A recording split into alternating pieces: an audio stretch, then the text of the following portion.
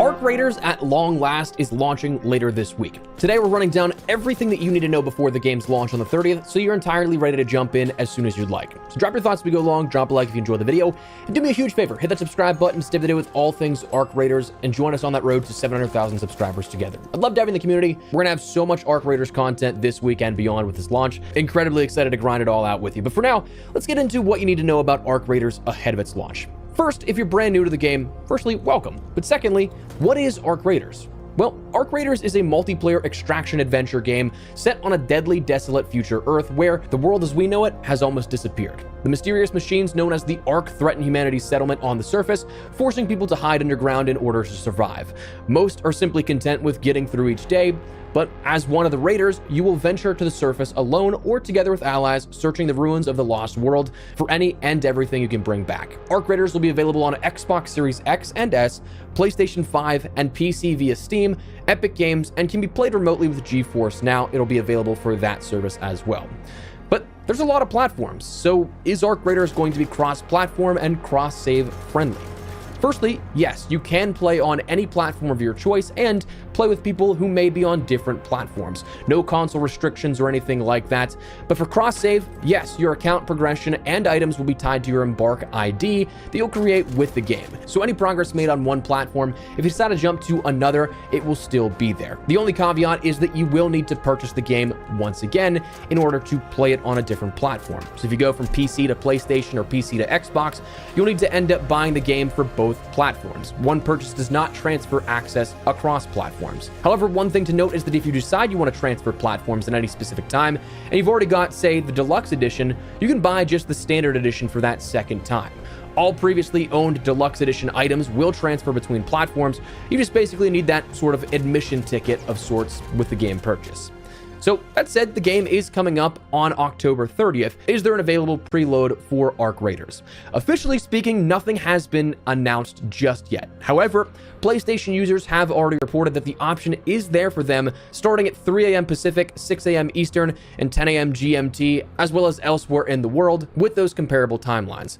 If that time is to be believed as the starting point for preloads, it's likely a safe assumption that will be the timing for the rest of the game's versions as well across all platforms, not just PlayStation.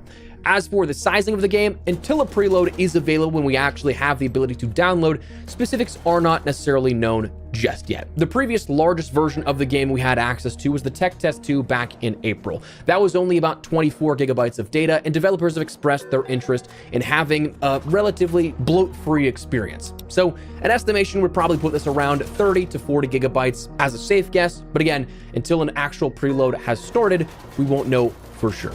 As for a global launch time, we mentioned the game launches on October 30th, but as for specific timing, nothing has been mentioned officially speaking from Embark, but based off of information given from PlayStation listings as well as Steam databasing, 3 a.m. Pacific, 6 a.m. Eastern, 10 a.m. in the UK, and elsewhere in the world, denoted by the graphic you'll see to help convert those time zones, appears to be when the game will actually launch. This looking like it's going to be one singular launch time for the game across the world, not just a gradual rollout at midnight local times, which makes sense given the fact we just had a server slam with the sole purpose of trying to overload the servers to make sure they were stable for the launch here. So we shouldn't have any issues if the server slam is any indication as to what happened, but all at one singular global time it looks to launch. Now, as for the requirements for PC and some console generations here, as for your PC requirements, minimum, you're going to be looking at something that requires Windows 10 or later, a CPU of an i5-6600K or AMD Ryzen R5 1600, 12 gigabytes of RAM, a GTX 1050 Ti, AMD Radeon RX 580 or an Intel Arc 380 GPU, and DirectX 12. This is something that really relies on components from late 2016 or newer, so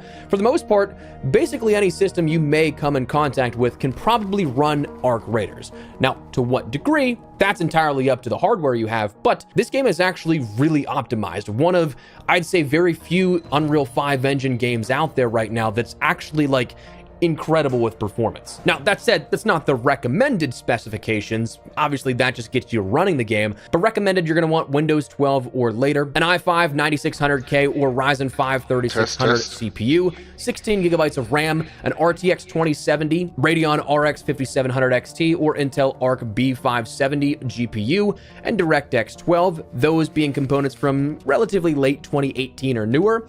And then epic settings to like fully crank out this game visually, you're going to want Windows 10 or later, an i7 9700K or Ryzen 7 3700X CPU, 16 gigabytes of RAM, an RTX 4070 Ti or Radeon RX 7900 XTX graphics card, and DirectX 12. This is going to be something that it's a newer build by comparison to what we've just mentioned, around relatively mid 2023 for those components, but it is something that is going to absolutely make the game look beautiful, like stunningly good, I think. So you can basically run this game on just about anything, but how good it looks and how it performs, what frame rate and resolution you'll get is all dependent, but those are your specifications you'll see in those tiers. As for PlayStation 5 versus PlayStation 5 Pro, this is one thing that they also specified, because with a mid-generation console available, PlayStation 5, the core, you're looking at a resolution around upwards of 1600p. PlayStation 5 Pro, just trying to set this multi-stream up, trying to see if I can get the chat. As well, the base PlayStation 5 will only have that sort of ceiling of high quality, with the PlayStation 5 Pro being able to push those epic quality settings you'll see comparable to PC versions. This comes also along with variability in scaling, depending on global illumination, shadows, reflections, post-processing, texture resolution and filtering, VFX and view distance, and so on and so forth, obviously favoring the PlayStation 5 Pro. So while you can run it totally fine on the base versions, you're going to definitely see some differences in the upgraded mid-generation console for the PlayStation 5 Pro. That said, let's talk about launch a little bit and what you can expect to see from the game once you boot it up. First things first, kind of starting with a nice little, I guess you could say, bonus here, you will end up having all of your prior earned rewards with you on day one. So whether or not you took part in the tech test and server slams, you'll get those bonuses associated with that. Pre-purchase bonuses, if you ended up pre-ordering the game, you'll end up having the Lucky Duck bundle and Bruiser bundle available. As well, if you pre-purchase the deluxe edition, you'll get those two bundles plus the third bonus of the Astro bundle. Additionally, if you ended up getting the deluxe edition, you'll also have the Wanderer set available to you. So a wide variety of different cosmetics from day one available for you, depending on what version of the game, when you purchased it, and any sort of prior testing that you did with the game. That will all be there for you.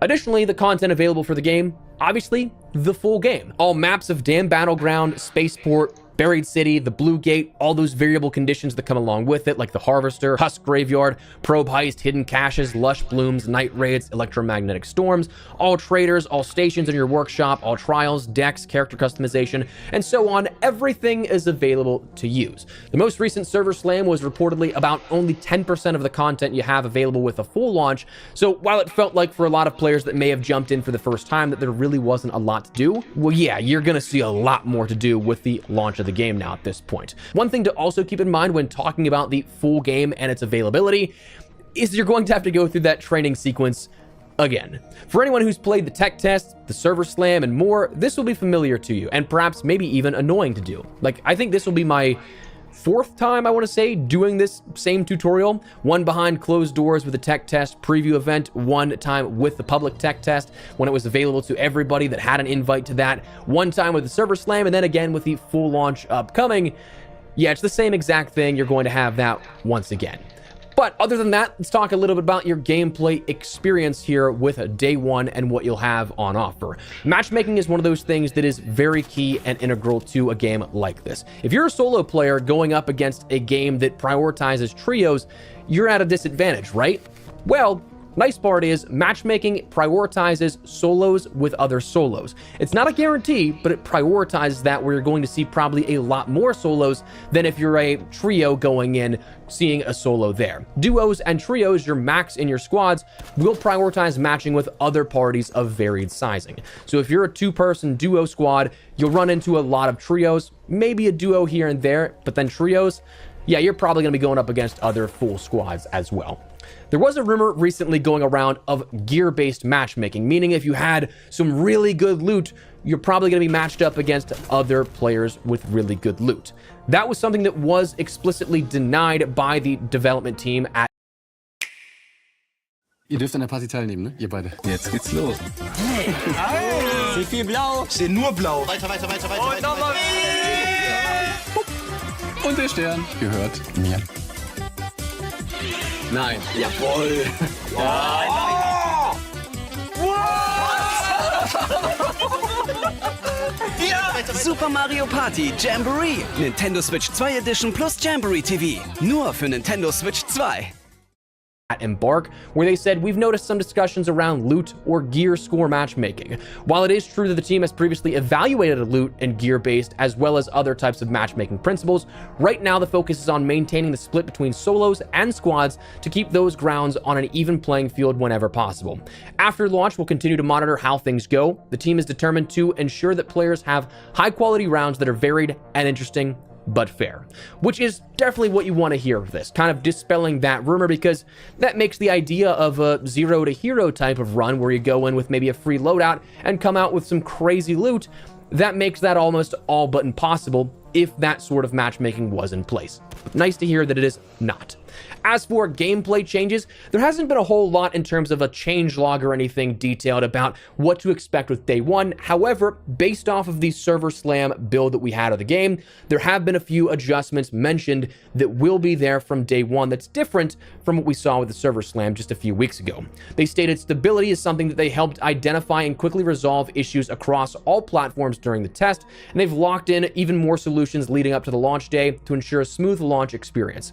The flying arcs, they said it turned out their awareness was a bit too high, so allowing them to essentially see through trees and bushes, making their vision unintentionally overpowered, but what they see has been adjusted for launch so players can expect a fairer fight with day one. The dam tower, we ended up seeing that there was a lot of players that could have skipped the key acquisition there for the locked tower loot room where players were jumping off the side and catching themselves on the ledge there, essentially skipping the need for that key. That has been adjusted. You're not going to be able to do that at day one.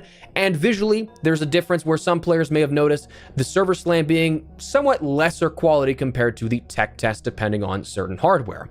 That was something they were really focused only on the servers being overwhelmed and trying to slam them, as the name would suggest, as much as possible. However, day one, the tuning will be there at a right balance, and graphical fidelity will be something you'll notice is better. So that is day one and what to expect at launch, though things that are still to be explored a little come down to the post-launch content. Obviously, what we have on offer is going to be a lot on day one, but what about the future? That was actually something that was mentioned a little bit by some of the developers in some recent podcasts at TwitchCon, where they ended up saying the game is intended to be a 10-year game. So there is a lot of stuff being planned for the future here of this. At what regular interval or cadence we see those drops, that's something we still don't know quite just yet. However, it was mentioned we will see something added within the game before Christmas. It was hinted that could have been that new map of Stella Montis, as well as new Ark variants and enemies, and it appears that Embark has a rather ambitious post-launch plan for the game with consistent updates, and that a roadmap is expected sometime soon in the near future. Other than that, though, that is everything that you need to know about Ark Raiders leading up to the game's launch here on October 30th. I'm very excited to jump in with all you guys, so let me know your thoughts down below. Is there anything in particular you guys are really looking forward to out of the lead up here and with the launch of the game? Anything that you guys are really looking forward to tackling? Let me know. But that said, if you guys enjoyed the video, you found it at all insightful, do me a favor, drop a like on the video. And of course, if you are new to the channel, you'd like to stay up to date with all the Ark Raiders content and even more while helping us out on that road to 700,000 subscribers, I'd love to have you in the community. Hit that subscribe button. But for now, thanks so much for watching. Mine has been Espresso. I'll see you later.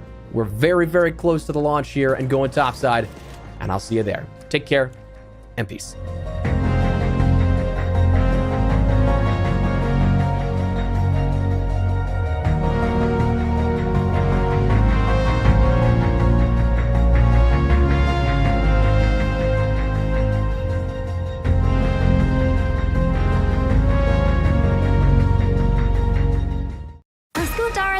Mach's gut, Dodo. Bleibt einfach immer auf diesem Weg.